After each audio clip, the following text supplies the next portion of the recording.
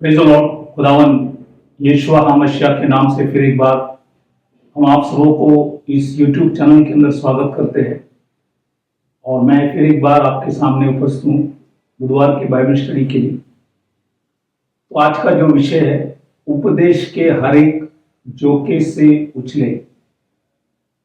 Efficiency की किताब 4 अध्याय 14 वचन, एफिशियन चैप्टर 4:14। उपदेश के हर एक झोंके से उछले। Ephesians chapter 4 verse 14। एफिशियन की पुस्तक 4 अध्याय 14 वचन। इसमें हम लोग आज 7 पंथ, अलग अलग पंथ जो है उसी को हम देखेंगे। पहले सदुकी के बारे में, दूसरा फरसियों के बारे में, तीसरा शास्त्री, चौथा हेरोदियस, पांचवा है बिलाम, छठवा है निकोलियो और सातवां है एजेबेल। ये 7 अलग अलग पंथ, इनके विश्वास क्या है, ये सारी चीज़ों को आज हम देखेंगे, क्योंकि आज विश्व में भी काफ़ी कलेशियाँ हैं, काफ़ी शिक्षण है। तो ये सब कहाँ से आए, तो उसको समझने के लिए इस पंथ के शिक्षण को अगर जानेंगे तो हमको समझ में आएंगे कि कौन सी चर्च क्या विश्वास करते हैं और उनका विश्वास कहाँ से आए। तो इसी के द्वारा हम समझ सकते हैं, क्योंकि हर चीज़ खुदा ने शास्त्र के अंदर लिखा है, इसलिए हमें इसको ढूंढ कर परखना है। तो आज के विषय में जाने से पहले हम दुआ करें ताकि खुदा हमें समझ ज्ञान बुद्धि दे। तो आइए अपनी आंखों को बंद करें, सिरों को झुकाएं, हम प्रार्थना करें। Hallelujah hallelujah. खुदावन यीशुआ मसीह के समय के लिए प्रभु धन्यवाद करते। फिर एक बार प्रभु आपने हमारे जीवन के अंदर समय, मौका, वक्त दिया, प्रभु धन्यवाद करते। आज इस रोटी तोड़ते टाइम प्रभु हमें बुद्धि ज्ञान समझ दे। जिस तरह प्रभु आपने पतरस को पिता की ओर से प्रकाशित किए और पौलुस को आपने बहुतायत से प्रकाशित किए, उसी समान हमारे भी आंखों को खोल, हमें भी सिखा समझा। पवित्र आत्मा से हमें अगुवाई कर ताकि हम सारी बातों को समझ सके और आपके नाम की महिमा करें। प्रभु जितने हम सुने समझे, हम घटे, आप हमारे जीवन के अंदर पड़े। सबों को आशीष कर, सुनने वाले सुनाने वाले दोनों के ऊपर दया कर। छोटी सी विनंती खुदावन यीशुआ हामशिया के नाम से मांगता हूं, सुन कबूल कर, आमीन। तो आज का जो विषय है, उपदेश के हर एक झोंके से उछले। इफिसियों की किताब 4 अध्याय 14 वचन। तो आज हम लोग 7 पंथ के विषय में देखेंगे, अलग अलग सेक्ट पंथ जो है उसी के विषय में हम देखेंगे। पहले हम सदुकी के विषय में देखेंगे, इनका विश्वास क्या है, इन लोगों ने क्या माने, क्योंकि ये सभी पंथ जो है यहूदियों में से फुटकर अलग होकर उनकी विश्वास अलग और क्या है, ये आज हम वचन से देखेंगे। क्योंकि इन लोग क्या करते हैं, विश्वास क्या है, सारी चीज़ों को हम वचनों से देखेंगे। सदुकी के विषय में पहला वचन है प्रेरित की किताब 23 अध्याय 8वां वचन, एक्ट चैप्टर 23 वर्स 8। यहाँ पे लिखा है, क्योंकि सदुकी तो यह कहते हैं कि न पुनर्दान है, न स्वर्गदूत और न आत्मा। तो ये सदुकी है, ये 3 चीजों को मानते नहीं है, पुनर्दान, स्वर्गदूत और आत्मा। तो ऐसे आज भी काफी कलीसियां हैं जो इस बातों को नहीं मानते। तो सदुकी के विषय में हम जब समझ जाएंगे तो हमको दुनिया में जो भी कलीसिया है उसके विषय में भी हम समझ सकेंगे। प्रेरित की किताब 5वां अध्याय 17 वचन में लिखा है, सदुकी के पंथ के थे। तो ये सदुकी एक पंथ है, एक सेक्ट है। तो ये इनके विषय में प्रेरित की किताब 5वां अध्याय 17 में लिखा है। मत्ती की सुवर्तमान 16वां अध्याय 1 वचन में लिखा है कि ये लोग कभी भी फरीसी के साथ रहता है। सदुकी जो है फरीसी के साथ मिला हुआ रहता है। तो ये वचन में ये भी लिखा है। प्रेरित की किताब 4 अध्याय 1 और 17 वचन, एक्ट चैप्टर 4 वर्स 1 and 17। यहाँ पे लिखा है, परंतु इसलिए कि यह बात लोगों में और अधिक फैल न जाए, हम उन्हें धमकाए कि वे इस नाम से फिर किसी मनुष्य से बातें न करें। तो इनके अंदर एक धमकी देने का एक स्वभाव भी थे, और वो आज यहाँ पे आपको बताया गया। और मत्ती की सुवर्तमान 16वां अध्याय 6 और 12 वचन जब हम पढ़ते हैं, मैथ्यू चैप्टर 16 वर्स 6 एंड 12, यहाँ पे लिखा है, यीशु ने उसे कहा, देखो फरीसियों और सदूकियों के खमीर से सावधान रहना। 12 वचन में लिखता है, तब उनकी समझ में आया कि उसने रोटी के खमीर से नहीं, पर फरीसियों और सदूकियों की शिक्षा से सावधान रहने को कहा था। तो यीशु मसीह स्वयं शिष्यों को खास बताया, और जो यहूदी लोग मानते थे उनसे कहा गया कि इनके शिक्षण से सावधान रहना, सदूकियों की शिक्षण से, उनकी वो खमीर है और वो जल्दी से फैलता है, गलत कभी भी जल्दी फैलते हैं। और ये यीशु मसीह स्वयं ये वचनों को दोहराया। और भी कुछ वचन हम देखेंगे, प्रेरित की किताब 5वां अध्याय 17 और 18 वचन, एक्ट्स चैप्टर 5 वर्स 17 एंड 18। यहाँ पे लिखा है, तब महायाजक और उसके सब साथी जो सदूकियों के पंथ के थे, डाह से भर उठे और प्रेरितों को पकड़कर बंदीगृह में बंद कर दिया। तो ये इनका और एक काम था कि ये डाह से भर गए और प्रेरितों को पकड़कर बंदीगृह में डाल दिए। तो ये सब चीज ये सदूकी लोग करते हैं, इनका स्वभाव, इनका कार्य, इस कुछ चीजों को हमने वचन से देखा। जब आप पवित्र कलाम पढ़ेंगे, आपको भी और भी बहुत सी बातों को समझ में आएंगे, इनका विश्वास, इनके चाल चलन, इनके स्वभाव, ये सारी चीजों को। तो थोड़ी चीज मैंने आपको वचन से बताया। अब हम दूसरा पंथ के विषय में देखेंगे। दूसरा पंथ था फरीसियों। इनके विषय में भी कुछ वचनों को हम देखेंगे। तो प्रेरित की किताब 26वां अध्याय 5वां वचन, एक्ट्स चैप्टर 26:5, वहां पे लिखा है, खरे पंथ। ये जो था खरे पंथ, और ये भी एक पंथ था। और मत्ती की सुवर्तमान 16वां अध्याय 6वां वचन और 12 वचन, मैथ्यू चैप्टर 16 6 एंड 12, वहां पे स्वयं खुदावन यीशु मसीह ने कहा, फरीसी की शिक्षा से सावधान रहना को कहा था। तो यीशु मसीह ने कहा कि शिष्यों से कहा, ये फरीसियों की शिक्षण से सावधान रहना। लूका की किताब 16वां अध्याय 14 वचन पढ़ेंगे, तो वहां पे लिखा है कि ये लोभी थे, इनके अंदर लोभ था। तो ये भी यहाँ पे लिखा गया। और मत्ती की सुवर्तमान 23वां अध्याय, ये जब हम पढ़ेंगे, काफी चीज इन लोगों के विषय में लिखा गया। जैसे मैथ्यू 23:13, मत्ती की सुवर्तमान 23वां अध्याय 13 वचन में लिखा है, हे कपटी शास्त्रियों और फरीसियों, तुम पर हाय, तुम मनुष्यों के लिए स्वर्ग का राज्य का द्वार बंद करते हो, न तो स्वयं ही उसमें प्रवेश करते हो और न उसमें प्रवेश करने वालों को प्रवेश करने देते हो। तो ये स्वयं स्वर्ग में जाने की इच्छा नहीं, जाने वाले को भी रोकता है। तो ये फरीसियों का एक स्वभाव था, और ये आज भी कई मंडलियों के अंदर आपको दिखने में आएंगे। स्वयं विश्वास नहीं करेंगे और जाने वाले को रोकेंगे। तो ये सारा चीज आप दुनिया में देखते हैं। तो इनका शुरुआत जो है ये लोगों के द्वारा है।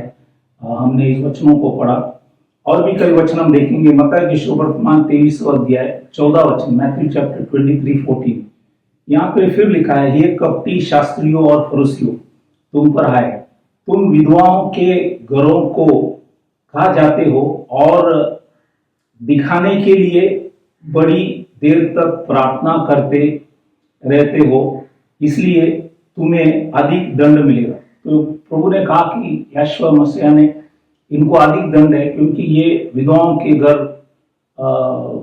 में जाते हैं और लंबे प्रार्थना करता है।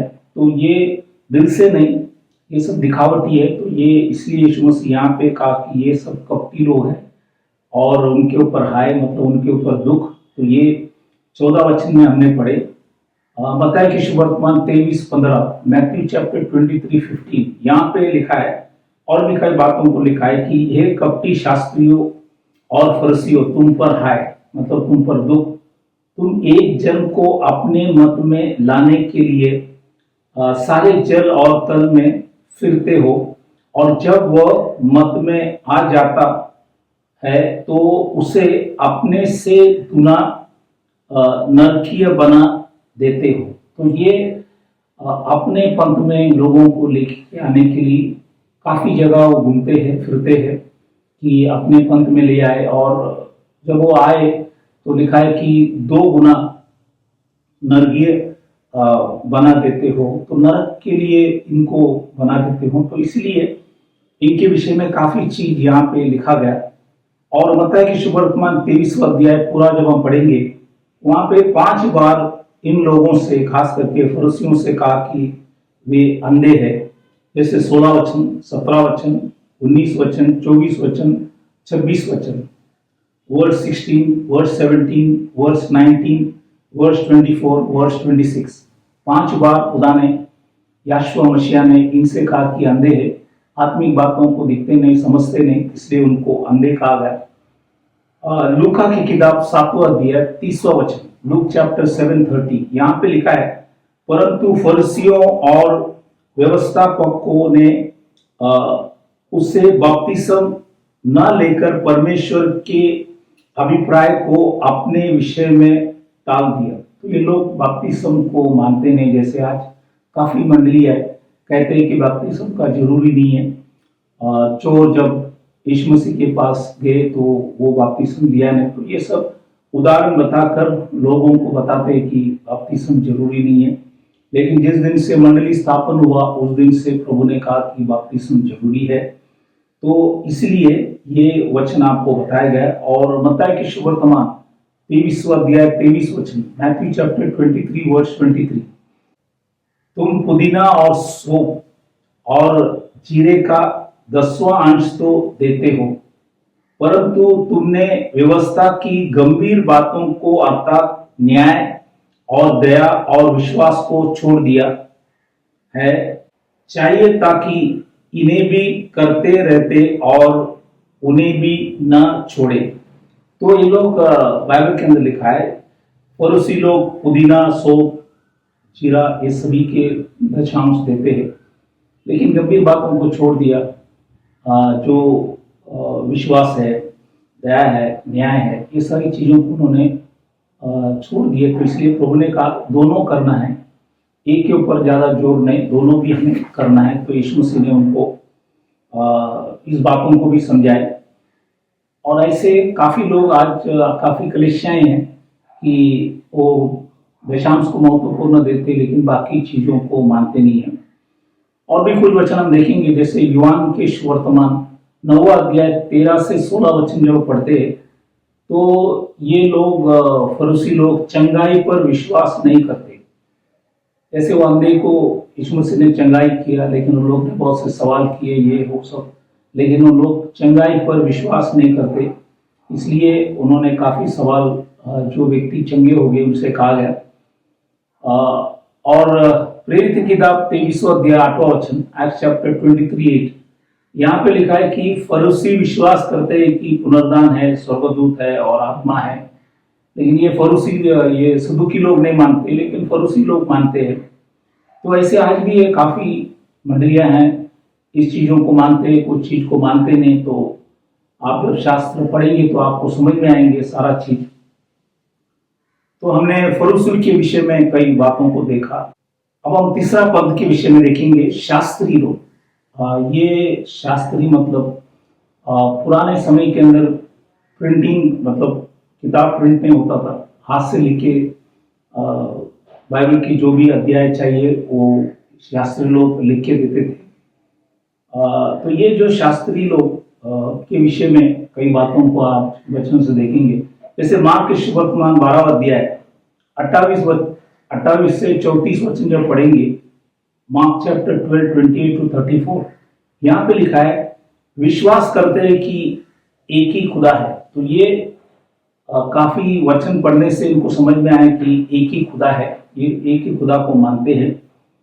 और मत्ती की सुवर्तमान 2, 3 से 6 वचन पढ़ेंगे, तो ये वचन अच्छे से जानते हैं, क्योंकि ये हर समय लोगों को लिख के देने से ये बाइबल अच्छे से जानते हैं, लेकिन सही समझ इनके अंदर नहीं थे।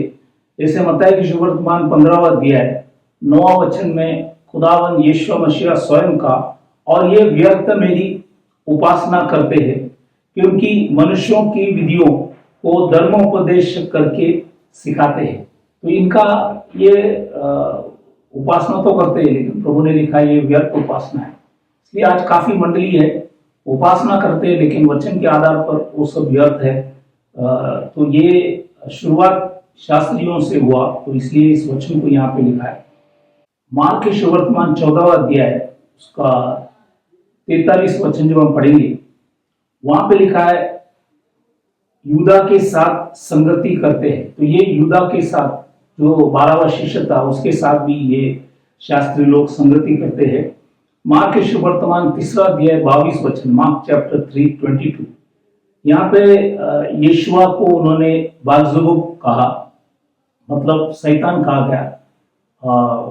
ये इन लोगों ने यीशु मसीह को इस ढंग से कहा गया, तो ये भी लिखा गया।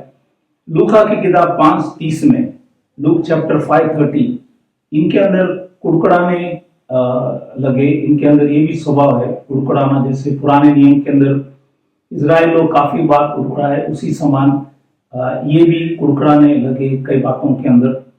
और प्रेरित की किताब 6वां अध्याय 12 और 13 वचन, एक्ट चैप्टर 6, 12 और 13, यहाँ पे लिखा है ये भड़का कर चढ़ आए और उसे पकड़कर महासभा में ले आए और झूठ गवाह खड़े किए। तो ये झूठे गवाह को खड़ा किया और प्रेरितों को काफी सताने लगे। तो ये शास्त्री लोग बाइबल अच्छे जानते हुए भी ये सारा काम करते थे। और लूका की किताब 20 उसका 46-47 में स्वयं यीशु मसीह ने कहा, शास्त्रियों से चौकस रहो, जिनको लंबे लंबे वस्त्र पहने हुए फिरना अच्छा लगता है और जिन्हें बाजारों में नमस्कार और आराधना में मुख्य आसन और भोज में मुख्य स्थान प्रिय लगता है, वे विधवाओं के घर खा जाते हैं और दिखाने के लिए बड़ी देर तक प्रार्थना करते रहते हैं, ये बहुत ही दंड पाएंगे। तो यहाँ पे खुदावंद यीशु मसीह स्वयं कहा गया इनके विषय में कि ये बहुत बड़ा दंड पाएंगे, क्योंकि इनका क्रिया कार्यक्रम वचन के आधार पर नहीं है। तो इसलिए हमने आज शास्त्रियों के बारे में भी खुदा के पवित्र कलाम से देखा। ये तीसरा पंथ है। अब हम चौथा पंथ के विषय में देखेंगे। चौथा है हेरोदस। इनके विषय में कई वचनों को हम देखेंगे। मार्क के सुवर्तमान 8वां अध्याय 15 वचन, मार्क चैप्टर 8:15, यहाँ पे लिखा है, हेरोदस के खमीर से चौकस रहो। खुदावंद यीशु मसीह ने शिष्यों को, लोगों को समझाया कि हेरोदस के खमीर से चौकस रहो। और मत्ती की सुवर्तमान 22वां अध्याय 16 से 18 वचन हम जो पढ़ेंगे, मैथ्यू चैप्टर 22:16-18, ये फरूसी के साथ कभी भी मिले जुले रहता है, तो उनके साथ काम करते हैं। तो ये वचन आपको ध्यान दिलाएंगे। मत्ती की सुवर्तमान 14वां अध्याय 10वां वचन, मैथ्यू चैप्टर 14:10, यहाँ पे लिखा है, और उसने जेल खाने में लोगों को बेचकर योना का सिर कटवा दिया।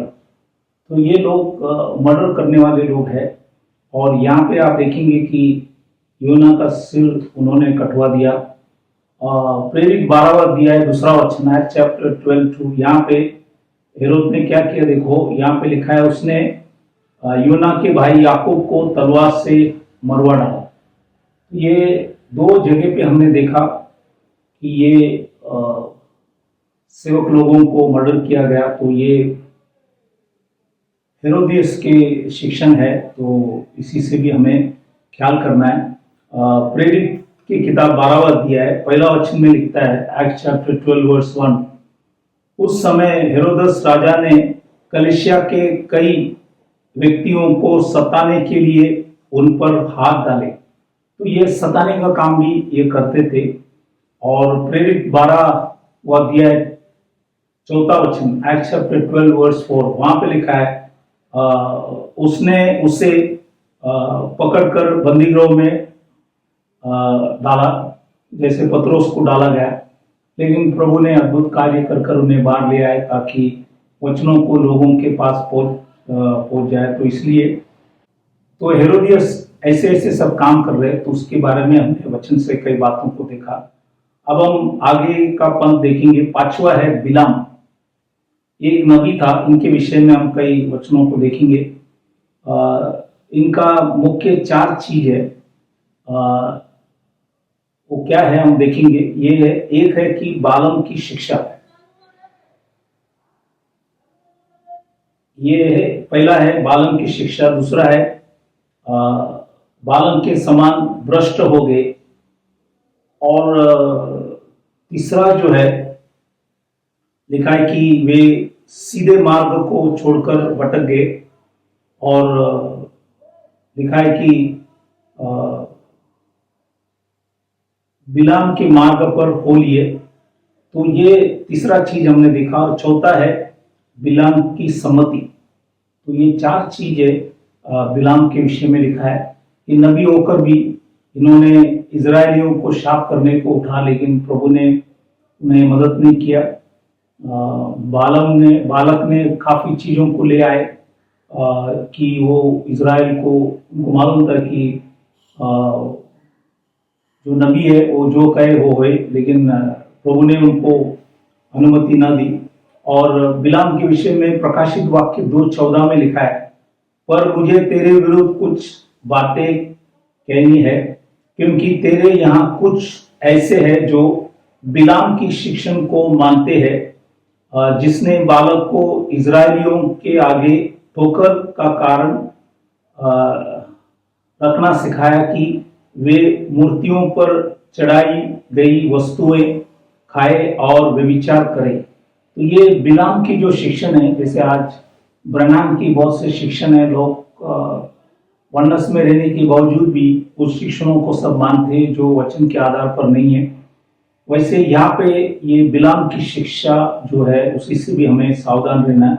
दूसरा है यूदा के पुस्तक, उसका 11वां वचन में लिखा है, उन पर हाय और मजदूरी के लिए बिलाम के समान भ्रष्ट हो गए। तो ये मजदूरी के लिए बिलाम के समान भ्रष्ट हो गए। तो ये दूसरा चीज देखा कि बालम के विषय में।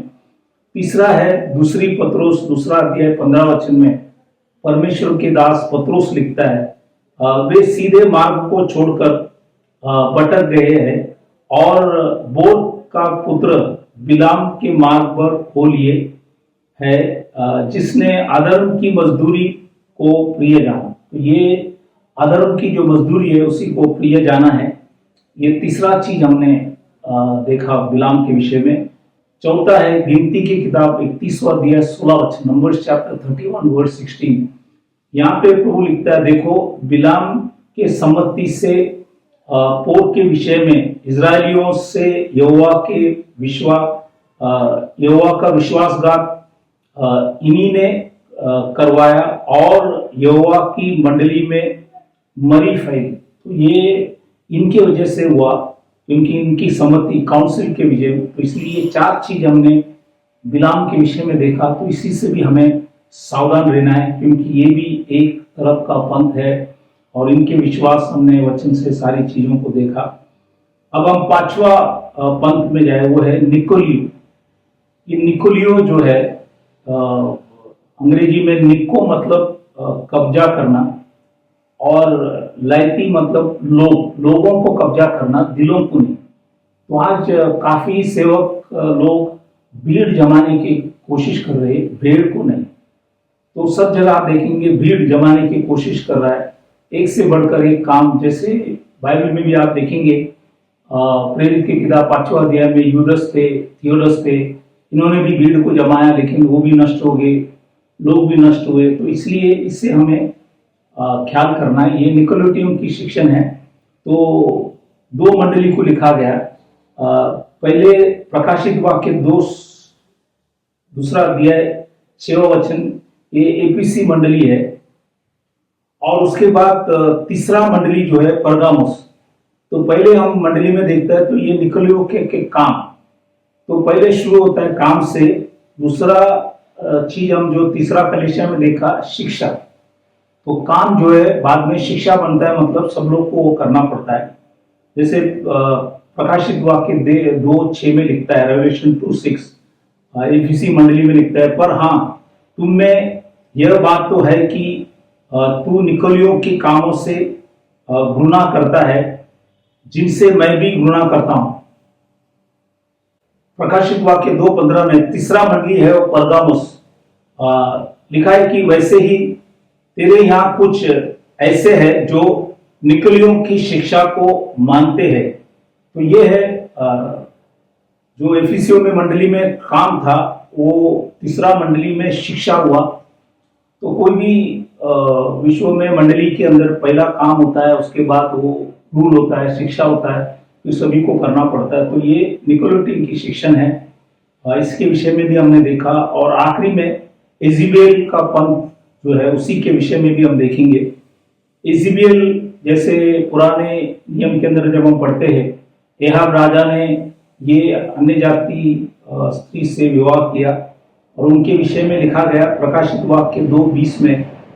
तो प्रकाशित वाक्य 2:20 में चौथा मंडली जो था वो था थुतीरा मंडली। तो उसी को लिखता है, पर मुझे तेरे विरुद्ध यह कहना है कि तू उस स्त्री इज़ेबेल को रहने देता है, जो अपने आप को भविष्यवक्ता कहती है और मेरे दासों को व्यभिचार करने और मूर्तियों के आगे चढ़ाई गई वस्तु खाने सिखलाकर भरमाती है। ये उनके विषय में लिखा गया। ये जो चौथा मंडली है तुतीया, उनको बताया गया। और भी कुछ वचन है, 21 से 23 वचन हम जब पढ़ेंगे तो यहाँ पे लिखा है कि मैंने उसको मन फिराने के लिए अवसर दिया, पर वह अपने व्यभिचार से मन फिराना नहीं चाहती। देख, मैं उसे काट पर डालता हूं, और जो उसके साथ व्यभिचार करते हैं, यदि वे भी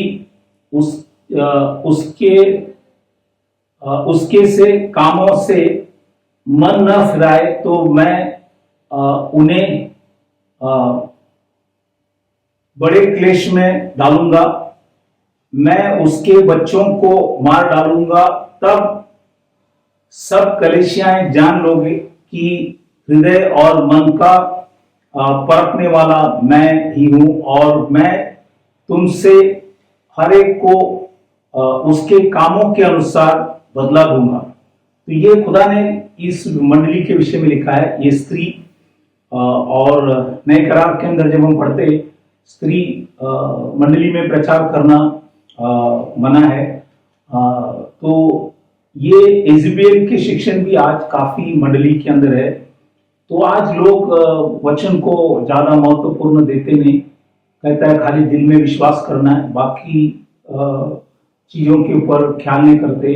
तो वचन में जो लिखा है उस बातों को मानते नहीं। तो आज हमने यहाँ पे 7 पंथ देखा, और इनके सब शिक्षण, इनके व्यवहार और इनके कामों को हमने देखा गया। और उसी समान आज काफी मंडली है विश्व के अंदर, इन्हीं के समान करते हैं। इसलिए हम लोग इस बातों को ख्याल करना है। इसलिए आज भी अगर कोई प्रभु को दिल से न जाना है तो जानने की कोशिश करना। जैसे प्रेरित की किताब 2 अध्याय 38 में लिखता है, मन फिराओ और हर एक व्यक्ति अपने अपनी पापों की क्षमा के लिए खुदावंद यीशु मसीह के नाम से बपतिस्मा लो, ताकि उन्हें परमेश्वर के पवित्र आत्मा के दान प्राप्त करेंगे। तो इसलिए हर व्यक्ति पश्चाताप करना है और खुदावंद यीशु मसीह के नाम से बपतिस्म लेता है, तो प्रभु हमें क्षमा करेंगे और हमें पवित्र आत्मा का दान देंगे। तो ये बातों को जानना बहुत जरूरी है। इसलिए आज भी यदि हम कोई पंथ के अंदर अगर बैठा है तो हमें इस बातों को ख्याल करना है और उसी से हमें बाहर आकर जो सही चीजों को मानना है, ताकि प्रभु हमें आशीष करे, आशीर्वाद करे। तो हम विदा होने से पहले सभी के लिए हम दुआ करें, जो भी बीमार, तकलीफ, परेशानी, संकट, मुसीबत में है, प्रभु उनके ऊपर दया करे, अनुग्रह करे। तो आइए अपनी आंखों को बंद करें, सिरों को झुकाए, हम प्रार्थना करें। खुदाबंद यीशु मसीह के समय के लिए प्रभु धन्यवाद करते कि फिर एक बार प्रभु आपने हमें मौका वक्त दिया प्रभु आपके वचनों को प्रचार करने के लिए। हम आपको धन्यवाद करते, जो भी आपने वचन से समझाया प्रभु आपके नाम की महिमा करते। विशेष करके आज हम जो भी लोग बीमार, तकलीफ, परेशानी, संकट, मुसीबत, अलग अलग समस्या में, हम प्रार्थना करें प्रभु आपने खाए फटके से उन्हें चंगाई दे। आपने भाई व लोग से उनकी सारी अपराधों को क्षमा कर, उनके ऊपर दया कर, अनुग्रह कर, तेरे मार्गों में उन्हें चला प्रभु। हर शैतान के हल्ले से बचाकर तेरे मार्गों में उन्हें चला प्रभु। आपने हमारी विनती प्रार्थना सुना, धन्यवाद कर छोटी सी विनती खुदावन यीशु मसीह के नाम से मांगता, सुन, कबूल कर, आमीन। तो फिर एक बार मैं आप सबों को धन्यवाद करना चाहता हूं कि आप परमेश्वर के वचन सुन रहे। प्रभु आप सबों को आशीष करे। यहाँ पे काफी यूट्यूब के अंदर संदेश दिया गया 2020 से, तो पिछला सब संदेश को भी आप देख सके, ताकि प्रभु आपके जीवन के अंदर आत्मिक उन्नति ले आए और प्रभु आपको आशीष करे। Thank you very much. God bless you. Praise the Lord.